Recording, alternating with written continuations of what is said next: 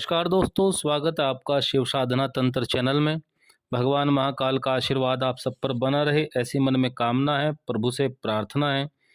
आज की इस वीडियो में हम चर्चा करेंगे कि किस प्रकार हम ये जान सकते हैं, पहचान सकते हैं कि हम पर या हमारे परिवार के किसी सदस्य पर कोई सी नकारात्मक शक्ति का कोई प्रयोग तो नहीं हुआ है, या हम जाने अनजाने किसी नकारात्मक ऊर्जा के प्रभाव में तो नहीं आ गए हैं।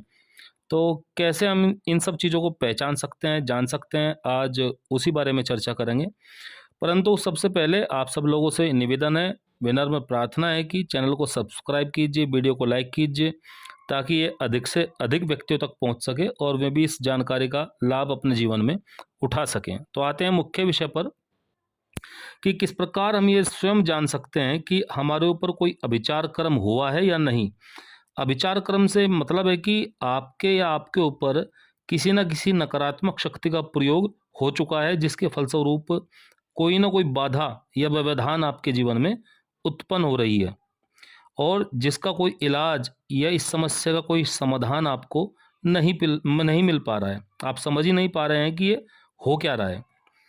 तो कैसे हम इन सब चीज़ों को जान सकते हैं? तो सबसे पहले तो ये है कि आप समझिए कि इन नकारात्मक शक्तियों का जो प्रभाव है वो प्रत्येक व्यक्ति पर अलग अलग हो सकता है। ऐसा है नहीं कि एक प्रयोग का प्रभाव हर व्यक्ति पर एक सा ही होगा और सबके लक्षण एकदम एक जैसे होंगे।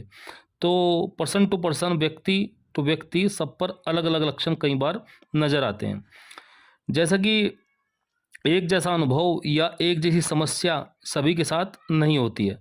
सबसे पहली बात तो यह होती है, जो अक्सर कॉमन चीज़ है, कि जब किसी व्यक्ति पर अभिचार प्रयोग होता है तो अचानक से उस व्यक्ति का स्वास्थ्य खराब होता है। कुछ न कुछ उसे शरीर से जुड़ी हुई परेशानी प्रारंभ हो जाती है और कई बार विशेष रूप से मानसिक समस्या, मन में एक भ्रम विभ्रम की स्थिति। कई बार वो ऐसा होता है कि चलते चलते काम को एकदम बदलना सोचना शुरू कर देता है।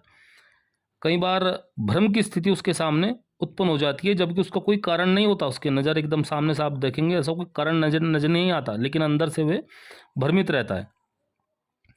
तो उसका स्वास्थ्य खराब होता है, थोड़ा मानसिक दिक्कत उसको होती है। और विशेष रूप से किसी पर्व काल के समय, अर्थात होली, दीपावली, नवरात्रि आदि के समय समस्याएं अधिक होनी आरंभ हो जाती हैं। जब भी कोई विशेष पर्व आदि आएगा तो शारीरिक समस्या अधिक बढ़ जाएगी, ताकि वो व्यक्ति या उसके घर में कोई पूजा पाठ या कोई अनुष्ठान आदि ना हो। क्योंकि जब घर में कोई बीमार पड़ेगा तो सब उसकी परवाह इत्यादि, डॉक्टर को दिखाना इत्यादि में लग जाएंगे। तो पूजा पाठ इत्यादि को और उतना ध्यान परिवार इत्यादि का या स्वयं उस व्यक्ति का तो नहीं जाएगा बिल्कुल भी। जब तंत्र अभिचार हो जाता है तो पूजा पाठ आदि के समय ही घर में कलह, कलेश, विवाद, झगड़ा आदि बढ़ जाता है। सबसे पहले यही होता है। और इसके पीछे कारण यह है कि जिस नकारात्मक शक्ति का, या कई सारी हैं तो नकारात्मक शक्तियों का प्रयोग व्यक्ति पर किया गया है, तो मैं बिल्कुल नहीं चाहती कि वो व्यक्ति कोई पूजा पाठ आदि करके शुभ शक्तियों के प्रभाव को बढ़ाए, जिससे कि फिर इन नकारात्मक शक्तियों को परेशानी हो और उसको छोड़कर उन सबको जाना पड़े। यही कारण है कि अभिचारिक प्रयोग जिस घर में होता है, वहाँ पूजा पाठ के समय घर में या घर में कोई शुभ मांगलिक कार्य उस समय हो तो उस समय बहुत विवाद, झगड़ा इत्यादि होता है, जिससे कि कई बार तो वो शुभ कार्य पूर्ण ही नहीं हो पाता। और किसी प्रकार से अगर वो पूर्ण कर भी लिया जाता है तो उसका जो फल उनको मिलना चाहिए था वो उनको नहीं मिल पाता, और इस कारण से जो घर की परेशानी है वो समाप्त नहीं होती और अधिक बढ़ ही जाती है। विशेष रूप से अमावस्या या पूर्णिमा के आसपास घर का कोई ना कोई सदस्य तेजी से बीमार पड़ेगा, और जैसी ये तिथियां गुजरेंगी उसके बाद वो धीरे धीरे ठीक भी होने लगेगा। ये भी एक लक्षण है। अगला प्रभाव ये होता है कि जब आप पूजा पाठ करने बैठते हैं और सुगंधित धूप इत्यादि आप वहाँ जगाते हैं अपने पूजा स्थल पर, परंतु उसके बाद अचानक से वहीं पूजा स्थल पर बैठे बैठे आपको दुर्गंध आना प्रारंभ हो जाती है, तो आपका मन क्या है कि उच्चाटित हो जाता है। मतलब पूजा पाठ से थोड़ा सा उच्चाटित हो जाएगा, उठने का आप कोशिश करेंगे, मन नहीं लगेगा। कई बार आप सोचेंगे कि मुझसे ही कोई भूल या त्रुटि हो गई है, मुझसे ही कोई अपराध हो गया है। तो मन अधिक एक समय तक स्थिर नहीं रहेगा और आप धीरे धीरे पूजा पाठ कम करना प्रारंभ कर देंगे। और यही तो नकारात्मक शक्तियों का उद्देश्य होता है कि आप शुभ शक्तियों के प्रभाव को ना बढ़ा पाएं। अगला प्रभाव ये है कि घर में जो खाने पीने की चीज़ें आपकी होंगी वो सामान्य से, एक जो नॉर्मल टाइम होता है उससे पहले ही में खराब होनी प्रारंभ हो जाती हैं। और ऐसा निरंतर लगातार बार बार होता है, एक बार नहीं होगा, कई बार लगातार होगा। और घर में विशेष रूप से जो आम इत्यादि का अचार होता है, उसको यदि अभिचार पीड़ित व्यक्ति स्पर्श कर ले, जिसपे अभिचार का काफ़ी ठीक ठाक प्रयोग हो चुका हो, ऐसा कोई व्यक्ति अगर स्पर्श कर ले तो वो कुछ समय बाद ही निश्चित रूप से वो अचार खराब हो जाता है। इसके अतिरिक्त नवरात्रि आदि पर्वों पर अगर अखंड ज्योति ऐसे घर में जलती है तो वो बार बार बुझेगी।